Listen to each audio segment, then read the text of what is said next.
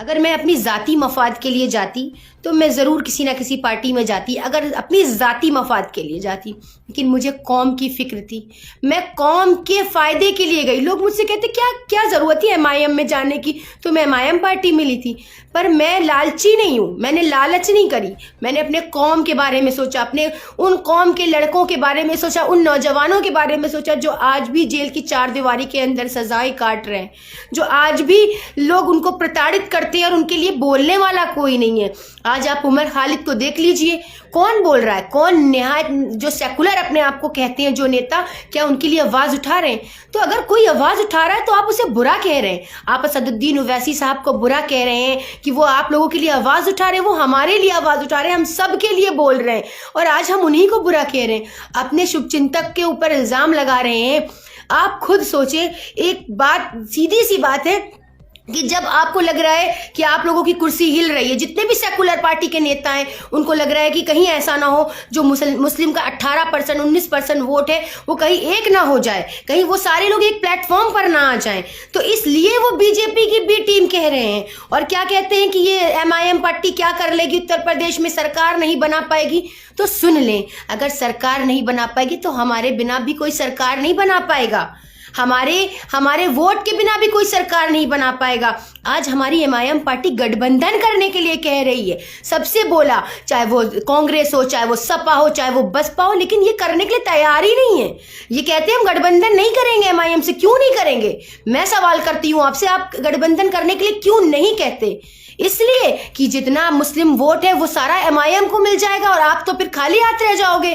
तो इसलिए आप उनसे मना कर रहे हो कि गठबंधन नहीं करेंगे, और फिर ये कहते हो कि बीजेपी की बी टीम है। जब इंसान खुद आपके पास कह रहा है, चल कर आ रहा है कि आप से गठबंधन करने के लिए, टाई अप करने के लिए, तो आप क्यों मना कर रहे हो? वजह बताओ, इस बात की वजह क्या है? आपको एतराज भी है मुस्लिम से कि कहीं ऐसा ना हो हमारा हिंदू वोट नाराज हो जाए, अगर हम टोपी दाढ़ी वाले इंसान से टाई अप कर लेंगे तो हमारा हिंदू वोट नाराज हो जाएगा। जब आपका हिंदू वोट आपको इतना अजीज है तो हमारा मुस्लिम वोट लेकर क्या करेंगे आप?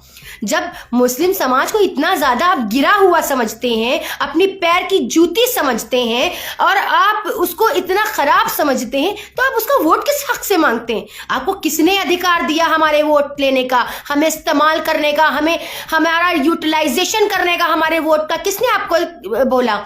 अरे उससे अच्छे तो आप, सबसे अच्छे हमारी कौम में ना कुछ लोग ऐसे हैं ना जो जानबूझ के बैठे बैठे दलाली कर रहे हैं और बोल रहे हैं कि जो है कह रहे हैं बीजेपी की बी टीम है, जो बड़े बड़े लोग बैठे। मैं उनसे कह देना चाहती हूँ, अरे आपसे अच्छे तो वो हमारे दलित भाई हैं जो अपनी बहन जी का सपोर्ट करते हैं और एक प्लेटफॉर्म पर आके अपनी 20 से 30 या 10-5 जितनी भी सीटें निकालते हो, अपनी सीटें निकालते हैं, तो हमारी बहन जी जिससे चाहती है उससे गठबंधन कर लेती हैं। लेकिन आज हमारे कौम को क्या हो गया है, आज हमारे समाज को क्या हो गया है?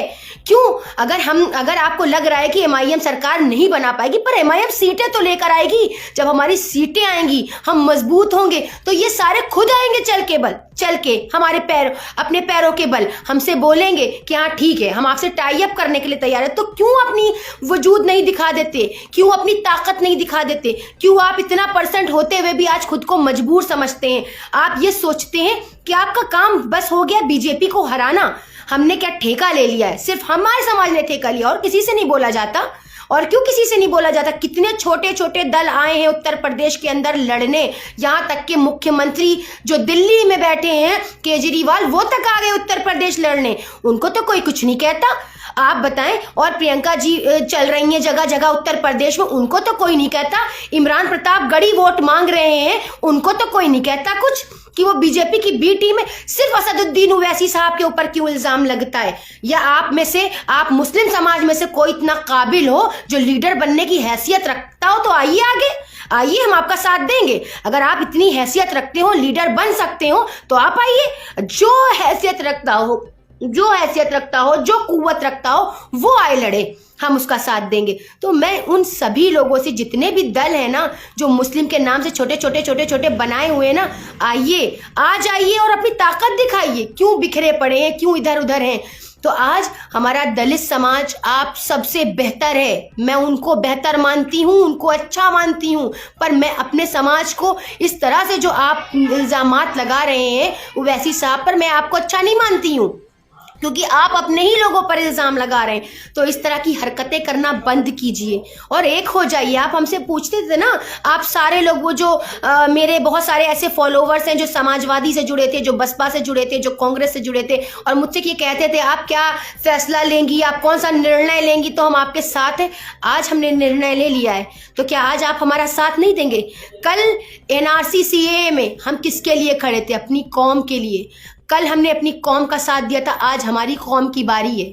आज हमें आप सबकी जरूरत है, हमारी पार्टी को आप सबकी जरूरत है, हमारे एमआईएम पार्टी को आप सबकी जरूरत है। आज अगर आज भी आप एक नहीं, जिस तरह हम सीएनआरसी में एक हो गए थे और हमारी एक ताकत हो गई थी, आज भी हम एक हो जाएंगे। आज हम एमआईएम पार्टी के लिए एक होंगे। हमें नहीं मतलब जीत हार से, क्योंकि हमारे लिए तो अल्लाह काफी है ना। हम बीजेपी से क्यों डरे? हमें तो खाने के लिए हमें अल्लाह दे रहा है ना। रिस्क का वादा तो अल्लाह ने किया है ना, मोदी जी ने तो नहीं किया, या योगी जी ने तो नहीं किया रिस्क का वादा। तो हमें अल्लाह से डर है ना, हमें अल्लाह देने वाला है। बेशक अल्लाह ही की जात है जो देती है, खिलाती है, पिलाती है, तो हम किसी के ऊपर कैसे यकीन कर लें? तो हम जीत हार के जिम्मेदार नहीं बनेंगे किसी के। हमें अपना वजूद दिखाना है, हमें अपनी सीटें लानी है उत्तर प्रदेश के अंदर, हमें अपना उत्तर प्रदेश के अंदर मजबूत करना है। आज जो हम इस पार्टी के लिए लड़ रहे हैं, मेरा मकसद अपनी कौम की बदहाली था। अपनी कौम के देख रहे थे किस तरह पिट रही है, मार खा रही है, लिंचिंग हो रही है। मॉब लिंचिंग के नाम पे कितना लोगों को मारा गया, मस्जिदें तोड़ दी गई, जगह जगह लोगों के कत्ले आम हुए, दाढ़ी को खींच खींच कर ले जाया गया, बेटी के सामने, बच्ची के सामने। मैंने सब देखा। क्या आप सबकी आंखें नहीं थी? आज भी आप लोग को कौन सा सबूत चाहिए? क्या सबूत चाहिए कि ओवैसी साहब को कितना आप जो है खरा खरा पसंद करेंगे, कितना वो आपके लिए खड़े हो जाएं? इतना बोलने के बावजूद भी आप उनको इस तरह से कहते हैं। शर्म आनी चाहिए। मुझे तो आज मैंने जो फैसला किया है एमआईएम में जाने का, मुझे लगता है मैंने कोई गलत फैसला नहीं किया। भले ही मुझे पैसा ना मिले, भले ही मुझे दौलत ना मिले, भले ही मुझे शोहरत ना मिले, मुझे नहीं चाहिए गाड़ी, मुझे नहीं चाहिए। मैं अपनी स्कूटी से चलना बेहतर समझती हूँ, मैं ठीक है, कोई बात नहीं, लेकिन मैं अपनी कौम का सौदा कभी नहीं कर सकती और ना ही इंशाल्लाह करूंगी। मेरे दिल में अपनी कौम की मोहब्बत है और मैं अपने कौम के लिए लड़ती रहूंगी मरते दम तक। आज नहीं तो कल ये हमारी कौम जरूर समझेगी कि एक बहन थी जो उनके लिए हमेशा लड़ी, शुरू से लड़ी, उसने आवाज उठाई, वो बोली अपने भाइयों के लिए। लेकिन आज आपको एहसास नहीं, लेकिन आज से कुछ सालों के बाद जरूर एहसास होगा कि कोई था आपके लिए बोलने वाला, कोई था आपके लिए लड़ने वाला। तो आज मैं ये चाहती हूं आप सब दिल से असदुद्दीन ओवैसी साहब का साथ दे दें, आप उन्हें मजबूत कर दें उत्तर प्रदेश के अंदर। हम ये ना सोचे कितना वोट पड़ेगा, कितनी सीटें निकलेंगी, बस हम अपनी आंखों को बंद कर कर सिर्फ अपना जो वोट दें, सिर्फ ओवैसी साहब को दें। कुछ ना सोचें किसने क्या कहा, किसने क्या वादा किया। आज हमें अपना वजूद बचाना है। जो हमारे साथ लिंचिंग हो रही है वो हमें बचाना है। कल जब दलितों के साथ बुरा हुआ था, जब दलितों की बेटियों के साथ बलात्कार हुए थे, लोगों को मारा गया था और उन दलितों को अपने बराबर बैठने नहीं दिया जाता था, तो उनके में से एक लीडर उठा था काशीराम साहब। तो वो उन्होंने जो लड़ाई करी थी काशीराम जी ने, तो आज वो वजूद में है, आज वो वजूद में है। आज हमारी बहन जी ने कितनी बार अपनी सरकार बनाई, क्यों? क्योंकि उनकी एक ताकत थी।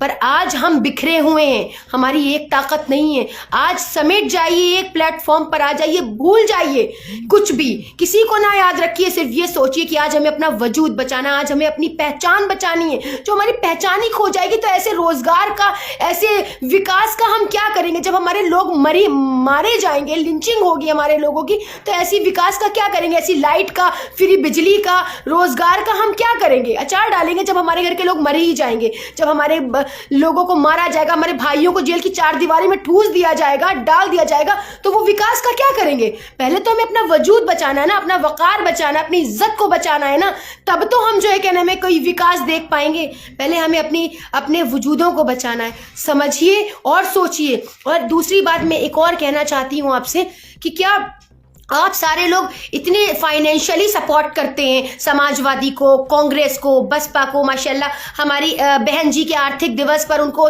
सपोर्ट किया जाता है। तो क्या आज आप असदुद्दीन ओवैसी साहब के हाथ को सपोर्ट नहीं कर सकते? क्या फाइनेंशियली उन्हें मजबूत नहीं कर सकते? आप दूसरों के दर पर 10-10 करोड़, 20-20 करोड़, 2-2 करोड़, 4-4 करोड़ देते हो और टिकट खरीदते हो।